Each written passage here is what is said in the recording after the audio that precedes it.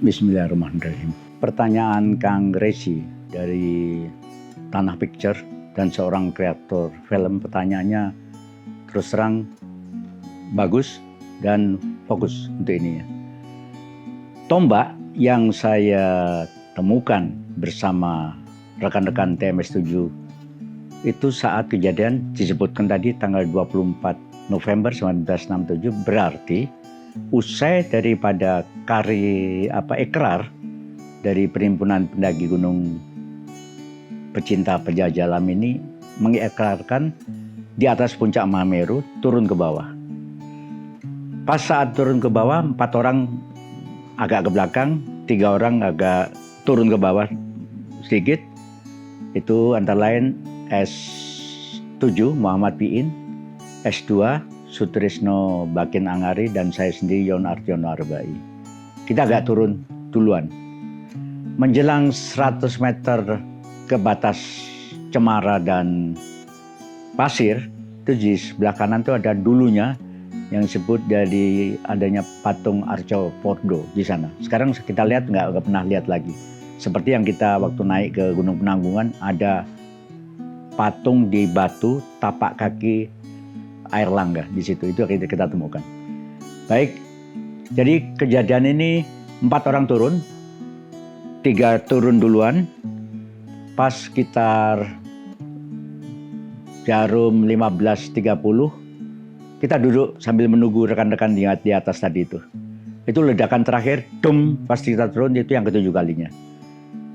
Pas kita turun, kita Trisno, aku duduk sebentar, oke. Piin juga duduk, saya juga duduk di pasir sambil kemiringan sekian derajat data-datanya. Kemudian apa yang saya kerjakan sambil ngobrol, ada angin dan lain-lain.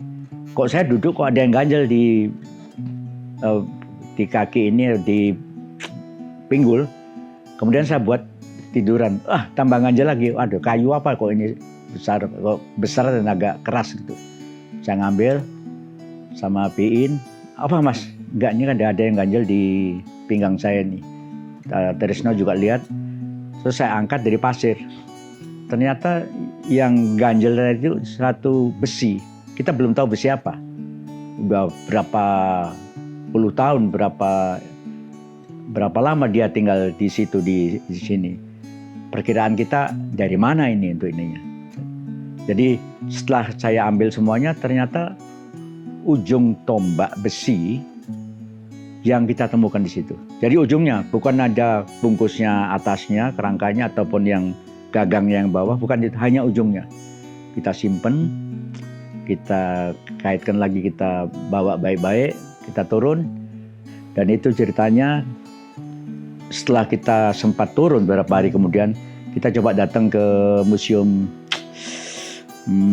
yang ada di Mojokerto, Trowulan. Kemudian juga museum antara lain Museum Nasional yang ada di Jakarta. Dan kemudian setelah dibangunnya Taman Mini ada namanya Istana Keris di situ. Saya tanyakan ketiga sumber tersebut. Apa katanya mereka? Pak, ini kemungkinan hasil sementara yang kita sampaikan ke Bapak, tombak ini sepertinya buatan Empu Supo. Itu zaman Singosari Majapahit sudah ada namanya Empu Supo untuk membuat yang baik suatu alat perang sebetulnya. Itu tombak keris itu alat perang, bentuknya kan untuk menusuk semua intinya. Dan data-data yang kita sampaikan kita kumpulkan. Dia cerita lagi yang dari Trowulan. Pada saat zaman Raja Majapahit Hayam Wuruk, mereka itu sempat datang ke Wendit dekat Bugisna, arah Blimbing arah ke bandara itu. Ada namanya Pemaden Wendit. Dan namanya Hayam Wuruk sempat mengambil air minum di Wendit untuk ininya. Kemudian secara profesi keagamaan mereka tuh sepertinya menghormati agama, yaitu agama yang mereka tempuh, baik itu Singosari maupun Majapahit masih memeluk agama Hindu. Jadi prosesi mereka itu akhirnya datang ke Kaldera Tengger, naik ke Bromo, kemudian naik juga ke Semeru.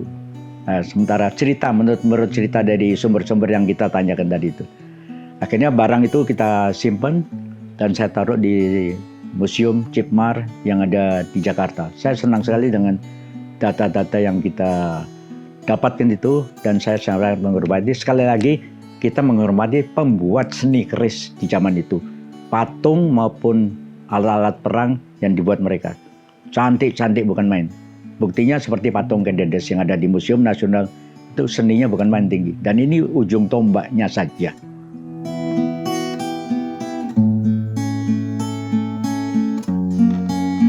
Setelah tunangan di Medan, tahun 75 kita ke Malang. Orang tuanya, adik sama calon istri ini tunangan lagi di Malang, Jawa Timur. Mana tepatnya?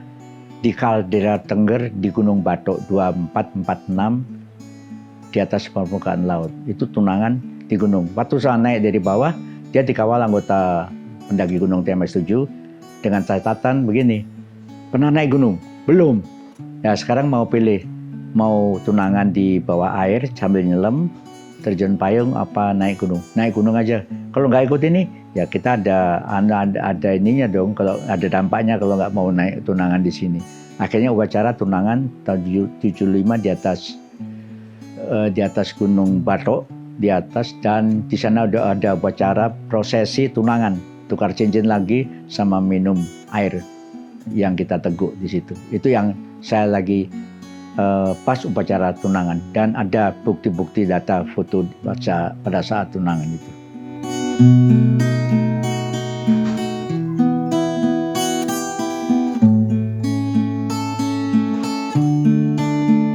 Pendakian Gunung Kinabalu ada di daerah Sabah, Malaysia Timur. Gunung itu ketinggian 13.455 feet atau 4175 meter di atas permukaan laut. Ada 2 tim yang naik, yaitu dari tim TMS-7, Perhimpunan Pendaki Gunung dan Pencinta Penjajah Alam, dan tim Wanadri, Pentumbuh Rimba dan Pendaki Gunung dari Jawa Barat. Jadi 2 tim ini pertama kali keluar negeri untuk naik gunung. Pertama kali keluar negeri tahun 1971. Jadi kejadian ini sebelumnya tentu mereka tuh latihan. Wanadri latihan, termasuk TMS juga latihan. Seperti contoh latihannya dari kota Bondowoso, Jawa Timur, naik ke Puncak Raung, Puncak Ijen, turunnya ke Banyuwangi. Itu tim kita 4 orang. Ada namanya Uki, Bambang Seger, kemudian saya sendiri dan Hamid Sukmaraga. Kebetulan dari 4 orang ini 3 udah pindah planet semua. Aslinya udah wafat, udah meninggal itu ini. Kemudian 2 orang, Uki dan saya sendiri itu latihan penyusuran pantai dari arah selatan Kota Jember di tempat penampungan ikan juga di sana, di daerah tersebut. Jalan selama hampir sebulan ke arah Jember, ada kadang-kadang naik perahu, kadang-kadang kaki sampai ke Blambangan, Alas Purwo, dan munculnya di daerah Muncar, tempat ikan Banyuwangi. Itu yang kita kerjakan. Kemudian pada tanggal untuk TMS-7 itu melewati rute dari Malang, Surabaya, kemudian Banjarmasin, Tarakan, Tawau, Sandakan, baru naik ke Kinabalu. Sedangkan tim dari Wanadri itu melewati Sarawak, Kuching, dan Kinabalu. Siapa mereka pendaki-pendakinya? Dari Wanadri adalah 1 sahabat saya, Remi Cahari, senior. Kemudian kedua, Ucun Jaya Negara, pendaki juga dari Wanadri. Sedangkan dari TMS-7, Uki Basuki, dan saya sendiri Yon Artiono Arbai. Bagaimana naiknya mereka? Ya, kita pamit ke pimpinan kita, Pak Wandi, penasihat dari TMS-7. Pak, kita udah siap latihan, usia latihan juga pantai maupun gunung, termasuk latihan jungle survival maupun water and jungle survival, latihan makan ikan, ular, semuanya kita biasa untuk ininya. Dan direstui oleh Pak Wandi, dibawakan surat oleh ke Pangdam Jawa Timur. Dari situ kita naik Dakota ke Banjarmasin. Di sini pun kita lapor kembali. kemudian ke Tarakan, dari Tarakan naik Burak sampai nanti ke Tawau. Dari Tawau, Sandakan, baru kita ke kota Kinabalu untuk persiapan. Itu sekitar tanggal 7-8 udah sampai di kota Kinabalu, dan tanggal 8-nya kita berusaha nginep di Taman Nasional Kinabalu di Sabah, Malaysia.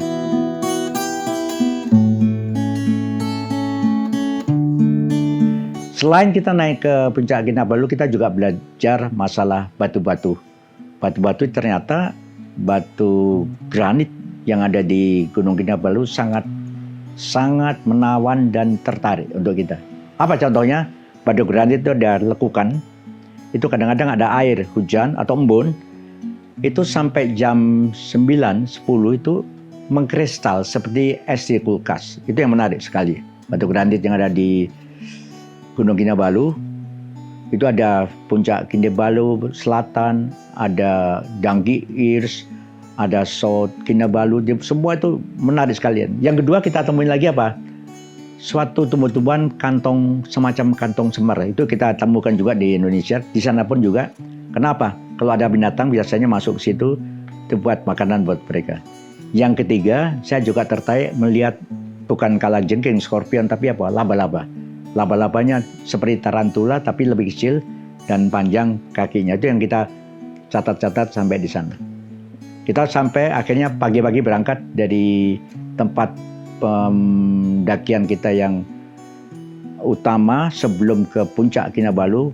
Kita berangkat dari lebih dekat, sekitar hampir 100 meter, 150 meter, cukup penat kita waktu itu, dan dinginnya bukan main. Sampai 5 derajat di bawah 0 untuk ininya kita sampaikan. Kalau di Ranupani 7 derajat juga masih di atas 0, masih cukup dingin. Apalagi ini kita pakai jaket semuanya. Kita ketemu pendaki-pendaki Jepang, bukan naik tapi mereka turun.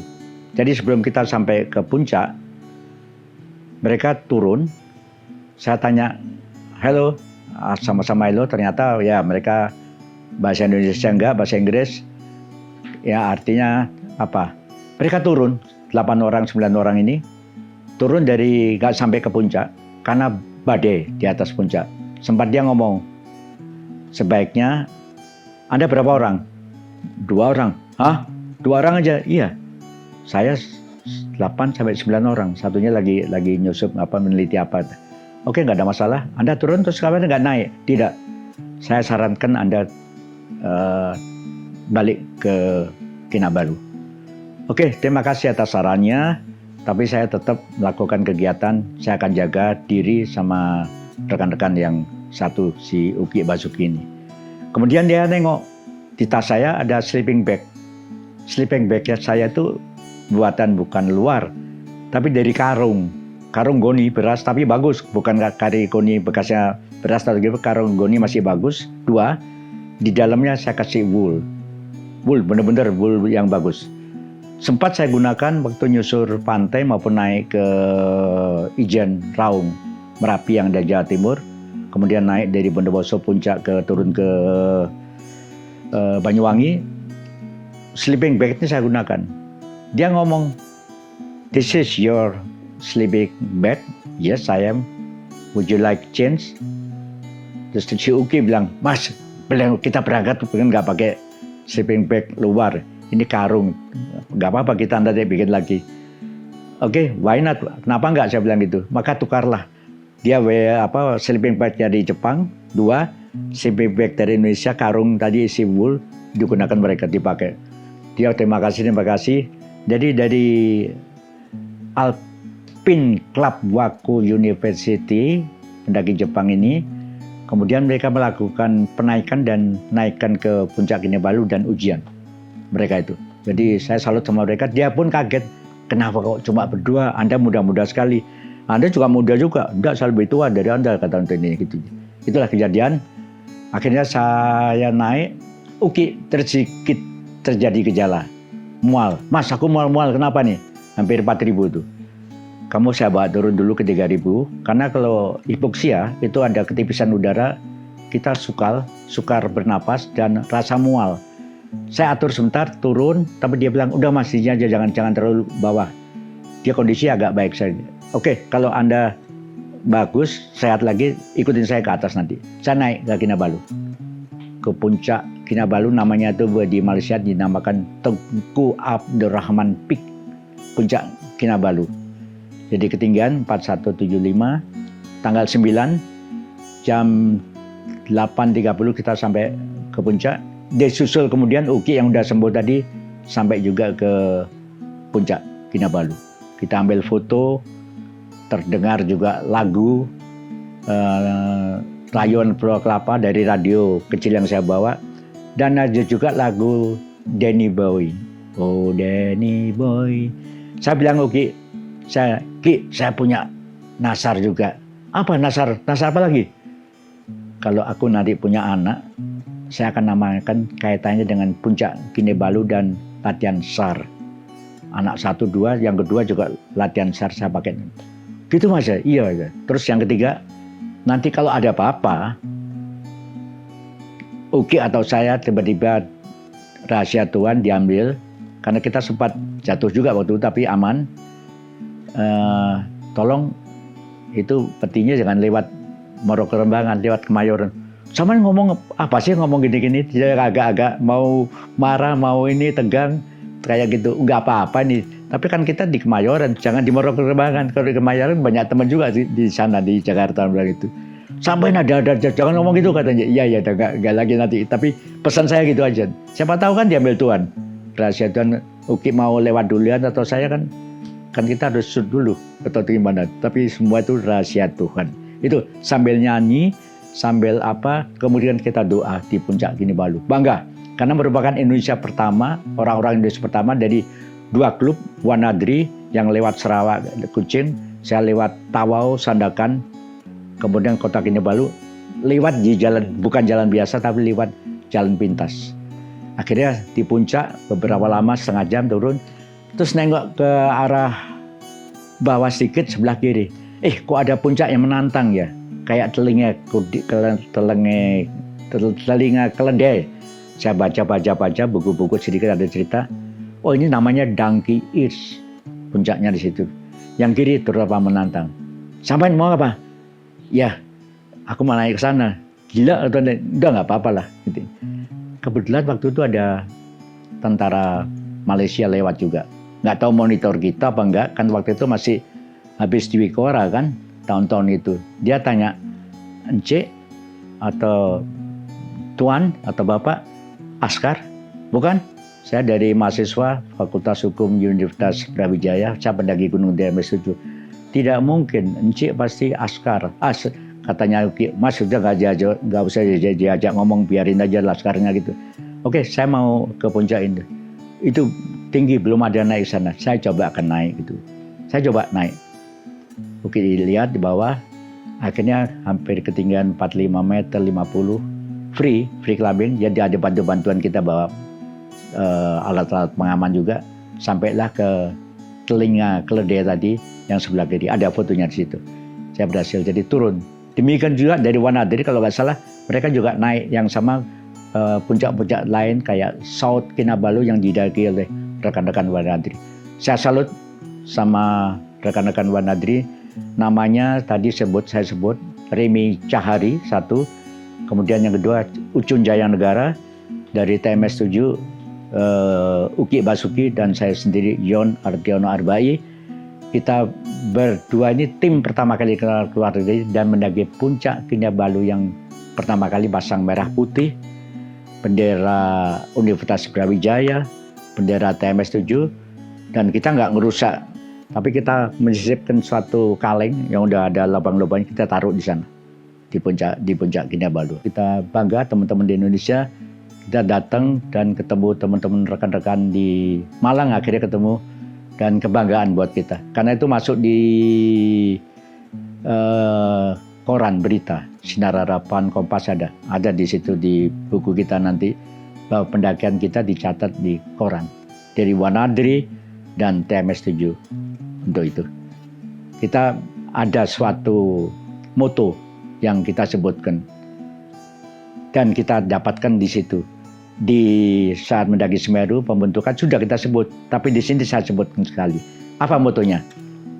Puncak-puncak gunung adalah tinggi, tetapi niat, tekad, nyali, kemauan, dan spirit manusia masih lebih tinggi daripada itu, tetapi tetap pantang takabur.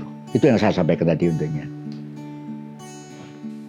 Ini jaket umur cukup panjang, umurnya termasuk trail flash yang buat saya minum. Ini jaketnya, TMX7, dan ini embrio simbolnya udah ada semua saat itu di sini. Tahun 71 waktu saya buat simbol. Jadi simbol itu saya buat dari awal. Ini tempat yang belakang, tempat kalau kita naik gunung kemudian pengen tidur yang enak, ini tempatnya alang-alang buat bantal apa di sini kita simpan. Satu simbol dari Herman Antang saya dikasih, yaitu tim dari Mapala UI. Kemudian satu simbol lagi dari teman-teman Wanadri. Jadi jaket yang saya naik di Kinabalu ini dapat dari Kinabalu juga. Dan ini tempat minum juga yang kita pakai saat itu. Oke.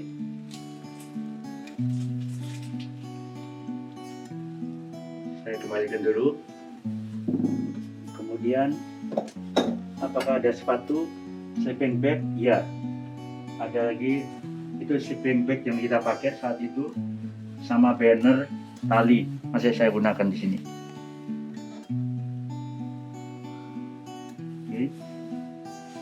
Terus nanti sepatunya, ini waktu kita naik Kinabalu pakai yang sepatu ini.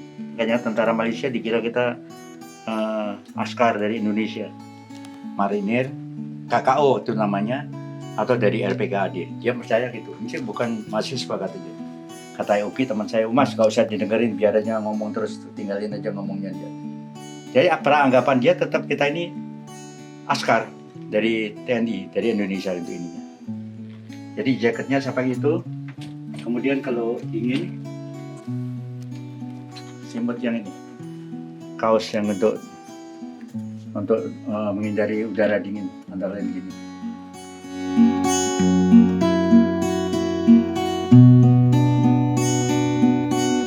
Namanya Adiaksa Parachuting Club, terjun payung. Itu dibentuknya tahun 1973 dan sampai 2021 mereka teman-teman yang terjun ini meloncar semuanya. Ada ikut yang di terjun payung di Brunei Darussalam, ada yang ikut di Malaysia, latihan terjun. Tapi ada 25 orang embrio para peterjun payung Adiaksa Parachuting Club ke mereka. Gimana latihannya? Pertama, 25 orang ini latihan dengan pesawat Dakota di Halim Perdana Kusuma. Yang mimpin adalah Bapak Kolonel Sumardi. Nantinya dia jaga sebagai Ketua Satuan Gegana dari Resimen Pelotor Brimob Kepolisian. Dan satu lagi teman dekat kita juga namanya Bapak Surajitko. Dulu namanya dari RPKAD. Mereka itu ngelatih kita mulai terjun payung dasar sampai terjun bebas, tandem maupun ketapatan mendarat. Mereka dilatih oleh dua orang ini. Kita sangat salut sekali. Satu lagi ada sahabat saya dari Brimob, Bapak Muhammad Bilal, seorang kolonel kepolisian saat itu. Namun dia sudah berpulang. Tapi pengalaman dengan dia sangat dekat sekali untuk ininya. Jadi kalau kita ngomong terjun payung, sebelum kita latihan saya sebutkan tadi, ada kita mengenal payung dasar static jumping itu T10 buatan Cekoslovakia. Sampai tahun mendekati 2000, payung yang bulat nanti akan berubah menjadi payung segi empat. Contohnya saya sebut Irvin Great Britain, satu payung merek itu. Kemudian Park Inner PX 13230. Kemudian dikenal lagi payung segi 4. Kemudian payung beban paraplane Dan ada istilah-istilah payung ini namakan toggle. Itu di pesawat Dakota ada toggle di tangan kita dan tali jiwa yang putus kalau kita keluar pesawat nantinya gitu. Kemudian dikenal lagi decide atau dropping zone, itu menentukan kita arahnya kemana kalau turun lagi. Kalau nggak ada itu apa? Kalau nggak ada dropping selat itu, kita lihat kelapa yang ada buahnya, itu berarti udah dekat sekali. Jadi cepat-cepat Anda siap-siap, karena itu pikiran kita gitu.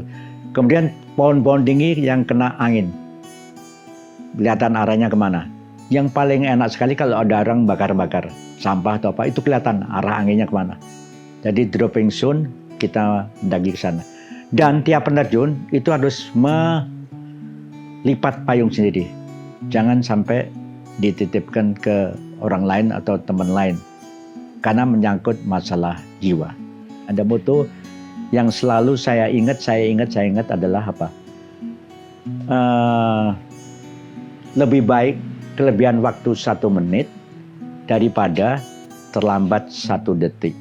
Jadi kalau kita situasi kondisi, keluar pesawat dulu daripada pesawatnya ada kerusakan mesin dan lain-lain bisa jatuh. Itu salah satu contoh. Contohnya apa?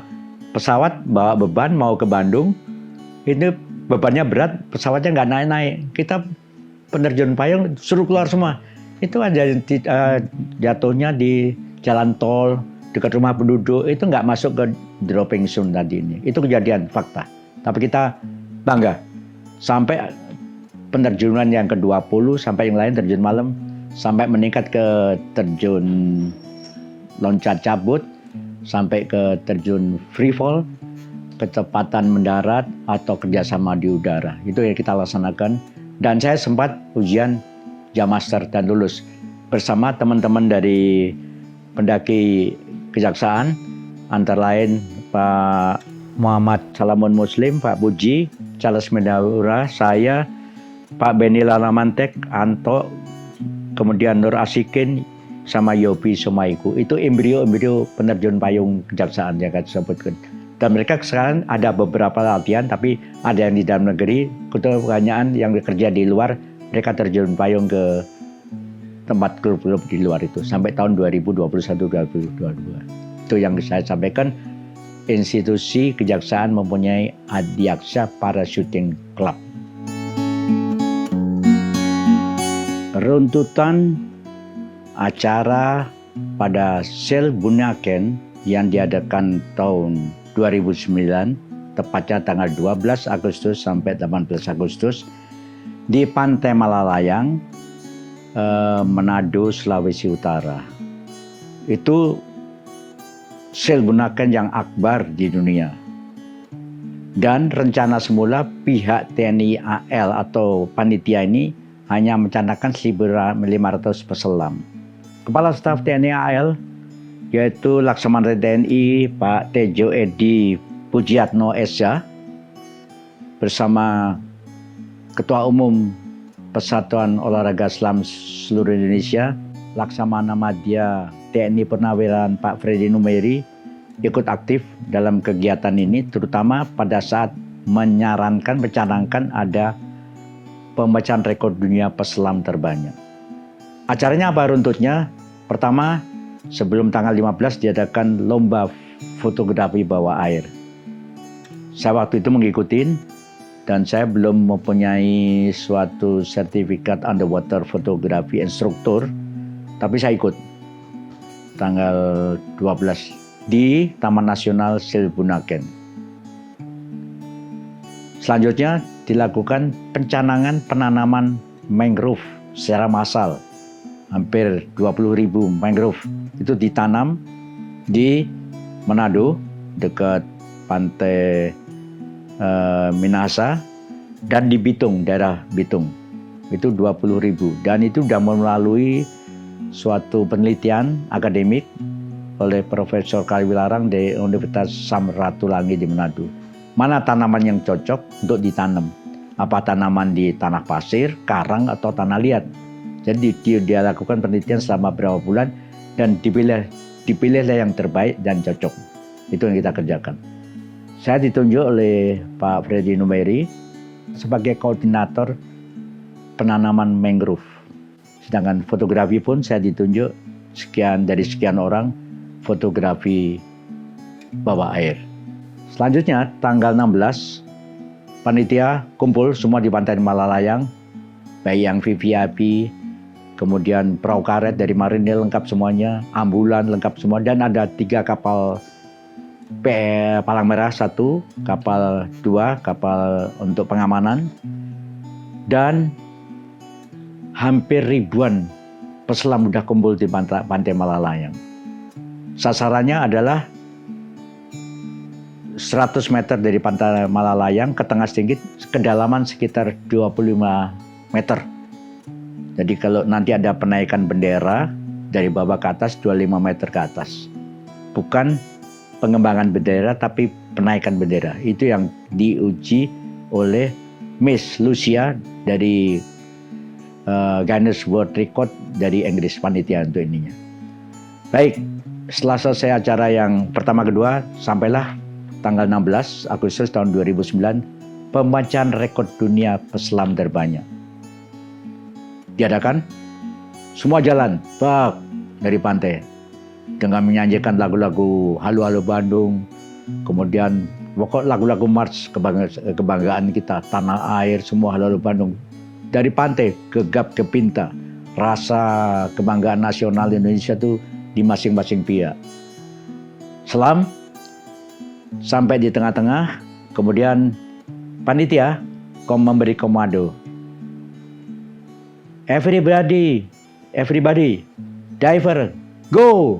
Itu namanya semua, dan memakai mouthpiece. Ribuan orang ini masuk ke bawah air. Dari atas air, pasang mouthpiece turun ke bawah. Pakai mouthpiece semuanya. Kita bernapas dengan mulut di sini. Kedalaman 25 meter, sampai di dasar, itu kita duduk bersila. Ini belum upacara bendera, baru duduk bersila. Itu dari juri dari GWR, Guinness World Record dari Inggris ini, wanita, Miss Lucia, memeriksa kita. Ribuan orang, sekitar 2.800 lebih, duduk berjongkok dan dinilai oleh Miss Lucia ini. Itu satu, hari itu ternyata jumlahnya itu 2.818 peselam. Kenapa kok banyak sekali? Karena peselam-peselam dari asing, dari Singapura, Malaysia, Brunei, Australia, Amerika, Belanda, dan lain-lain ikut sebagai penggembira, sebagai peselam. Dia menyatakan bangga di Sail Bunaken itu ininya. Itu ya, sebagai gambaran keadaan. Selesai, naik semuanya, istirahat, kita kembali masing-masing ke tempat penginapan, tenda-tenda dan lain-lain. Tanggal 17 Agustus kita melakukan kedua kali penguatan atau upacara bendera bawah air dalam Sail Bunaken sedalam 25 meter dengan penaikan bendera dan lagu Indonesia Raya secara visual, tidak pakai kata-kata apa ininya, musik, itu dibandarkan di sana, di Jabut. Demikian lagi kita upacara bendera selesai, kemudian kita jongkok, hormat semuanya, dinilai lagi oleh Miss Lucia dari GWR Inggris ini. Dia sportif dan sangat profesional. Selesai, dia naik ke atas, kita everybody diver ke atas semuanya. Tak, selalu safety dive. Kita bangga banget di atas. Sampai di atas ada dijemput, ada yang perahu karet, ada jalan kaki juga.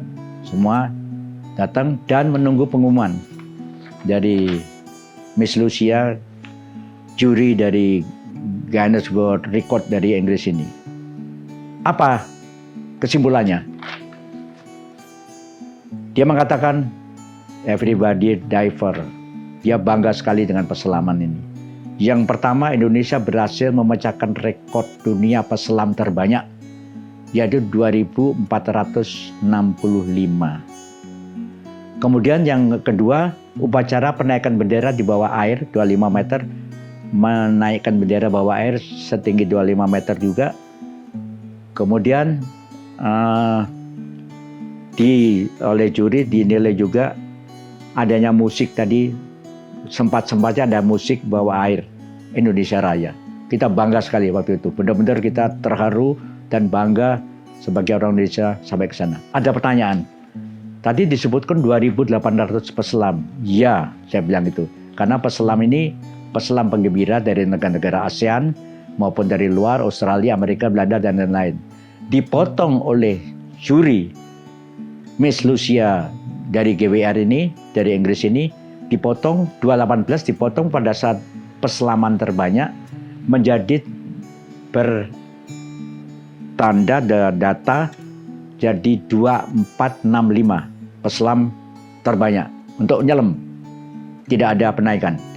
Baru yang kedua, upacara penaikan bendera bawah air dengan jumlah 2486 peselam dari negara Indonesia, dipotong tadi itu, tinggal segitu intinya. Dan pemecahan rekor dunia peselam terbanyak maupun peselam dalam upacara Hari Proklamasi Kemerdekaan Republik Indonesia di bawah air dari tahun 2009 sampai 2022, selama 13 tahun ini belum ada negara lain yang ikut atau mencoba-coba memecahkan rekor. Yang ada baru Kanada itu coba memecahkan mencapai 2.000 peselam. Itu yang paling baru. Tapi selanjutnya sampai sekarang belum, selama 13 tahun ini.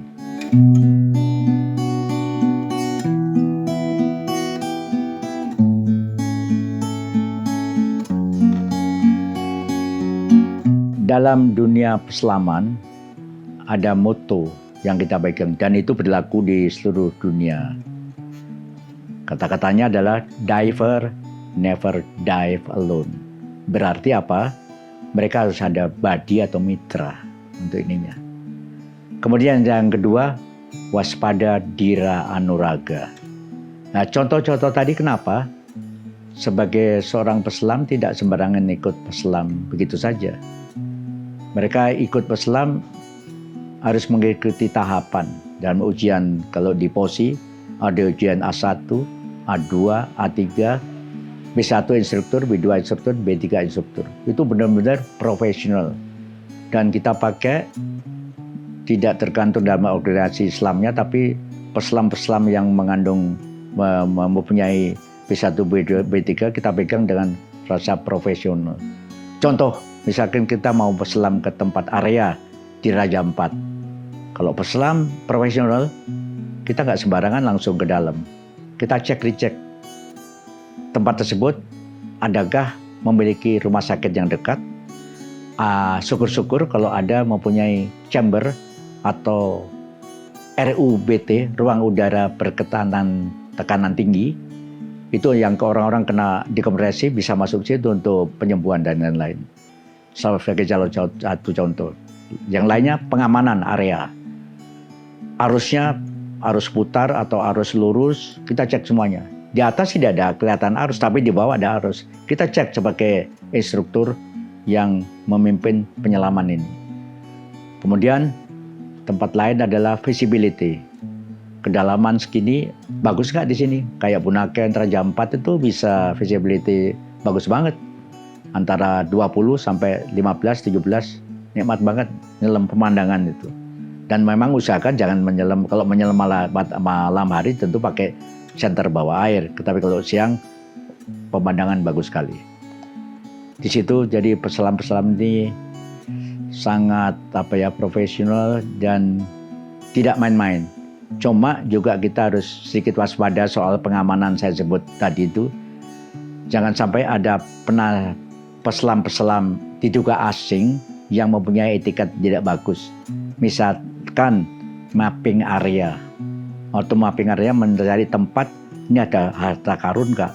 Atau tempat ini untuk militer bagus ya? Itu yang kita waspada. Jadi kita selain instruktur nyelam, kita juga menjaga tanah air kita dari oknum atau orang-orang yang ada tujuan dengan tidak baik untuk melakukan kegiatan ini. Ada bahasa motonya Inggrisnya, an act doesn't make a person guilty unless the mind is guilty.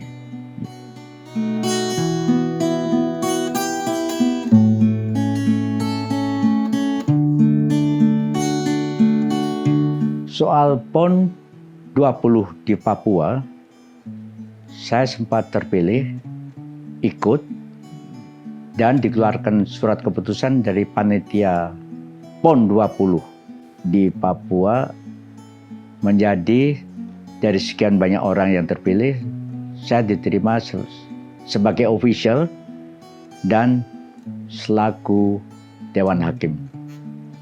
Yang dikerjakan dimulai pembukaan oleh Presiden RI Pak Jokowi tanggal 1 Oktober sampai tanggal 15 Oktober 2021 di Jayapura. PON dibuka sampai selesai di sana. Dan saya mengikuti kerjasama semuanya di lapangan, di laut, terutama di Teluk Jayapura. Untuk cabur selam, kita bekerjanya di Teluk Jayapura sama kolam renang di Jayapura juga untuk ini. Itu yang saya kerjakan. Dan semua berhasil cukup aman, nyaman, dan lancar, tertib. Berkat Tuhan Yang Maha Esa, kita semuanya selamat. Terima kasih.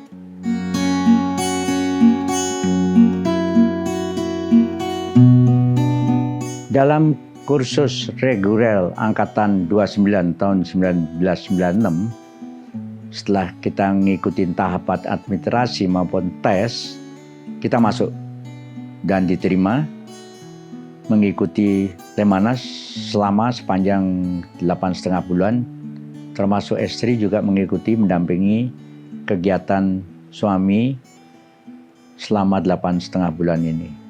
Jadi kita bangga masuk di Lemhanas ini karena itu merupakan pendidikan tertinggi di Indonesia dan semua para pihak yang lulus tes bisa masuk di sini asal benar-benar lolos, intinya gitu.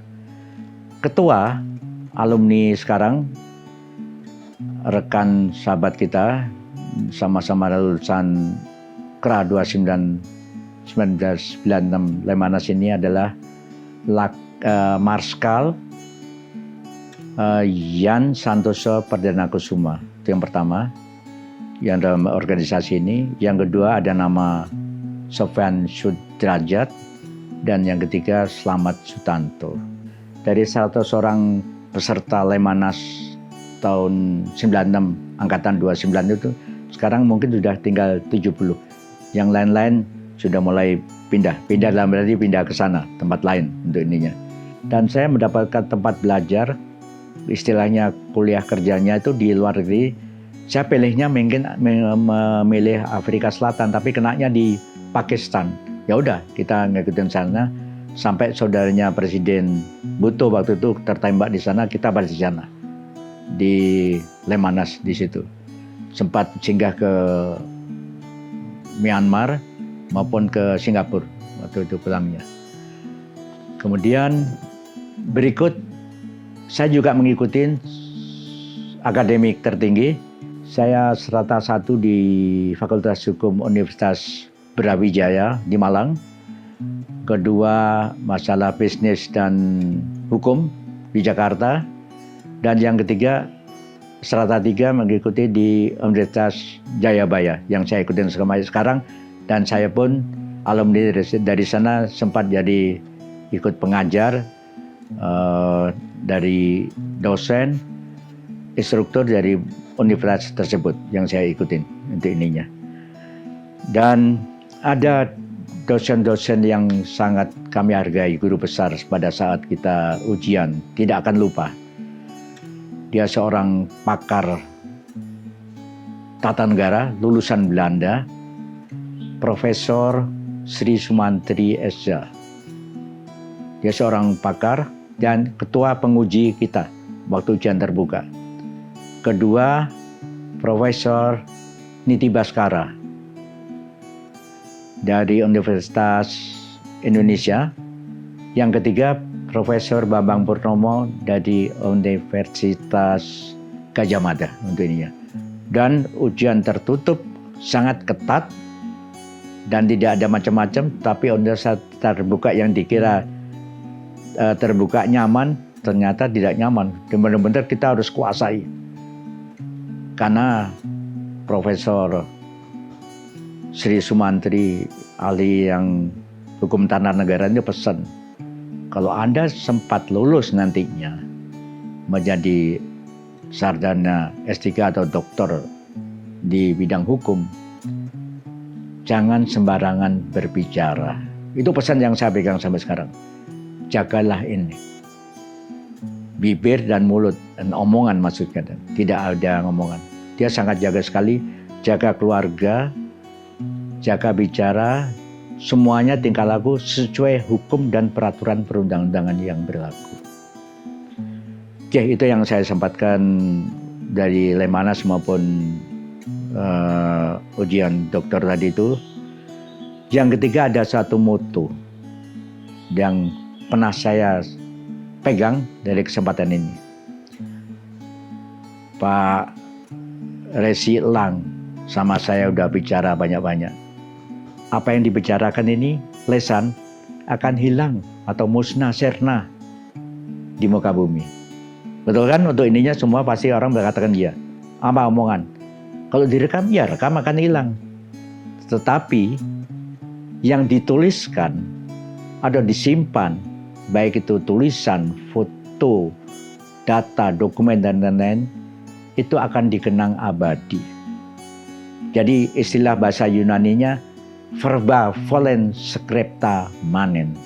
Dan saya pada saat ikut geladian ke-14 pendaki gunung seluruh Indonesia di kota Payakumbuh, Lembah Harau, saya canangkan untuk para pegiat alam pendaki gunung itu membentuk suatu museum tahun 2019 di sana waktu geladian itu. Untuk membuat museum, kenapa? Dalam museum itu tempatnya belajar, kita bebas di situ, tapi semua mulai dari aspek sejarah, historis, aspek filosofis, dan aspek hukum yuridis, semua di sana merdeka itu. Tidak akan hilang. Tempat belajar untuk di museum. Jadi sekali lagi, apa yang kita mau kita hilang, tapi yang dituliskan kayak skripsi sama disertasi, tesis dan lain-lain dituliskan di dokumentasi lengkap akan dikenang abadi, tidak akan hilang. Itu yang saya sampaikan. Sekali lagi, verba volen scripta manen.